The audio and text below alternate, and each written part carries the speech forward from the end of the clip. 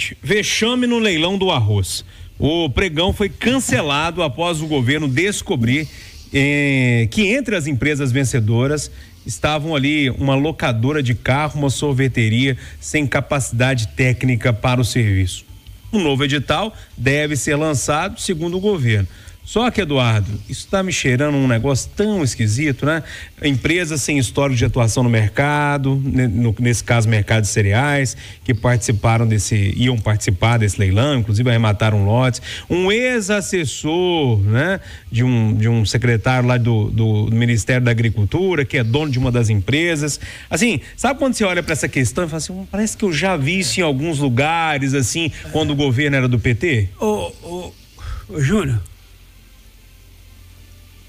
eu já repeti muitas vezes aqui no Conversa que eu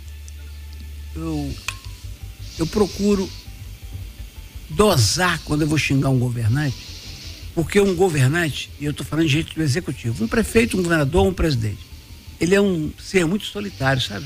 Ele senta naquela cadeira ali e ele tem que resolver a vida das coisas da cidade, do estado, da nação, e ele é muito só. Ô, Júnior, um presidente da República tem, o Lula hoje, né, tem à sua disposição, se fosse o Bolsonaro, qualquer outro também teria, 28.182 cargos de comissão. Ou seja, 28 mil pessoas de livre nomeação. Eu não tenho esses dados, estou chutando, mas eu imagino que desses 28 mil cargos comissionados, 1% deles tem algum tipo de acesso ao presidente da República. 1% dos 80. Sim. Eu estou falando de ministro, segundo escalão, terceiro escalão, tudo.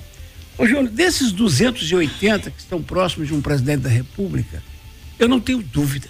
Agora, achômetro com base na experiência humana, de que 200 só estão lá para se arrumar. E na primeira chance que tiver, por conta da cultura brasileira, já vão para aquele cargo e falam assim, eu tenho que ajudar o deputado, sei o que, uns mais e outros menos safados. E sobram 80. Desses 80, você tem aí uns 50 que são leais ao presidente, mas que estão preocupados com ele. Leais ao presidente, mas pensando na eleição dele daqui a 2 anos. E sobram uns 30 que são de fé, sabe? Sobram uns 30 que são de fé do Lula. Então, ele nomeia o ministro da Agricultura, que vem lá do exterior dizendo assim, você viu que sucesso o nosso leilão? E eu acredito piamente que o ministro não sabia que o 5º escalão dele estava armando uma sacanagem sem limites. Então eu podia falar até 3 da tarde, mas eu vou encerrar dizendo o seguinte, vexame com todas as letras e não há a menor dúvida, a gente não precisa entrar em detalhes não. Pelo que já se sabe, uma safadeza inacreditável, sem limites. O cara estava lá, Júlio, esperando a hora de roubar. Quando o Rio Grande do Sul foi vítima da maior tragédia climática da história desse país, ele falou assim, agora? Ô, Júlio, você tem o quê? Eu tenho uma fazendinha lá em Passatempo. Tá bom, mas o seu terreno lá tem escritura? Tem. Monta lá uma empresa de agropecuária júnior. Ô, Marcelo, eu frequento aí um lugar que eu jogo futebol com a turma. Futebol Esporte Clube, eu Rita, eu sei. Eu dou umas consultorias. Pegou 3 empresas que criou na hora, jogou o tal do valor de cotas, né? Como é que a gente chama isso, Rita? Capital. O capital mínimo. 80 mil reais para comprar 7 bilhões, quer dizer, o leilão inteiro. Esse leilão, 1.316 bilhões. O capital do cara era 80 mil, jogou para 5 milhões e entrou no leilão de 7 bi. Ô, Júnior, a demissão do cara é pouco, só. A demissão é pouco, tinha que sair lá algemado. Vexamão, né, Marcelo? Vexame é a palavra, viu, Júnior? E o que mais me preocupa, você citou que o ex-assessor do secretário do Ministério da Agricultura é dono de umas empresas. E tem que lembrar, ele é dono de uma das empresas que ganhou e é sócio do filho desse secretário que foi demitido. Sócio do homem? Sócio. Sócio. Então isso é muito complicado, isso mostra... Eu quero 1 minutinho, viu, Júnior? Não, você vai falar, isso calma. Mostra, né, que pode ter, parece muito claro, uma má intenção, né, nesse leilão. E eu acho que esse caso, ele desde quando começou, quando o presidente Lula falou, depois a gente entrevistou aqui na Itatiaia o ministro Carlos Fávaro da Agricultura, ficou muito claro que o governo estava atabalhoado em fazer esse leilão. ficou muito claro que o governo estava conversando com os produtores e com o governo do Rio Grande do Sul, né? Os produtores falando, não precisa desse leilão, a safra está protegida.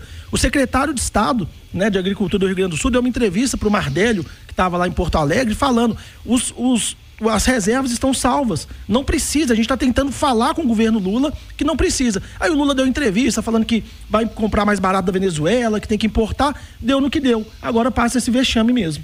E aí, Rita? Pois é, isso aí, gente, está no cerne da questão. No X, em homenagem ao Elon Musk, está no X da questão, Júnior, você falou, isso lembra práticas dos governos petistas, porque é um modelo de predominância do político sobre o técnico, é o modelo do populismo, do assistencialismo. E você tem que alimentar a máquina política para permanecer no poder. Então, esses mecanismos que são criados quando existem essas oportunidades, eles alimentam essa máquina de uma forma duvidosa. E é isso que nós estamos assistindo, é um modus operandi retornando. Quando eu falo que muitas práticas que estão acontecendo hoje me remetem ao segundo mandato de Dilma Rousseff, isso me arrepia, isso me assusta, mas me remete a um modus operandi de mensalão, de petrolão, onde as coisas são feitas sob o ponto de vista da política e não sob o ponto de vista técnico para favorecer a sociedade. Que o Lula siga o Antônio da Luz, o economista-chefe da Federação das Indústrias do Rio Grande do Sul, ele foi muito feliz. O governo bagunçou o mercado global de arroz. Ele fez o preço subir quando falou que ia zerar a alíquota, porque ele passou para o povo a ideia de que ia faltar arroz. O pessoal correu para o supermercado. Ele explodiu o preço na Argentina, no Uruguai, no Paraguai, quando falou que ia comprar o arroz do Mercosul. Aí ele zera a tarifa de importação, sobe o arroz no Vietnã, sobe o arroz na Tailândia e paga de cara no primeiro leilão, que foram arrematados mais de 1 bilhão, num leilão de 7 bilhões. E essa PEC da vergonha que impede as empresas de compensar em créditos tributários, era uma PEC para arrecadar 29 bilhões. Então, só o leilão de arroz com o nosso dinheiro, com logomarca do governo, em ano eleitoral, custaria 7 bilhões aos cofres públicos.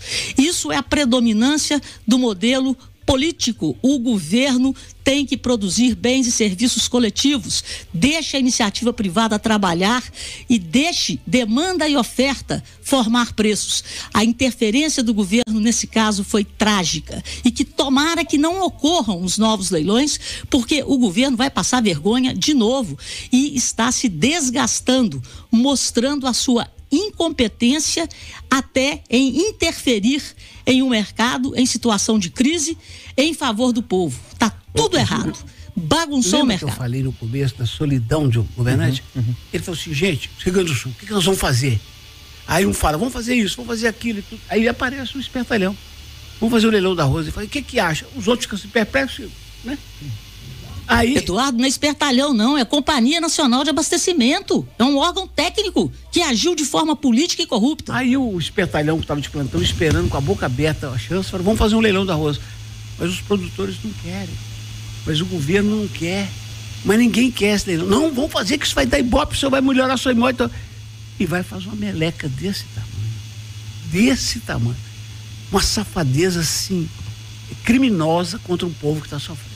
Se a gente pode falar que evoluiu alguma coisa dessa vez, pelo menos foi barrado o leilão, né? Pelo menos pararam com o leilão. Mas não foi parado por... melhora, né? Não foi parado por ética, por decoro, foi por vergonha.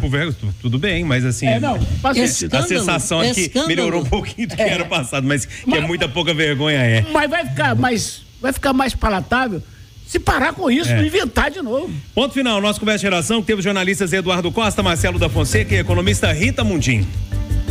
Agora o Assinantão. Mais informações ao longo da manhã, de hora em hora, no nosso Itatiaia. Gente, tchau.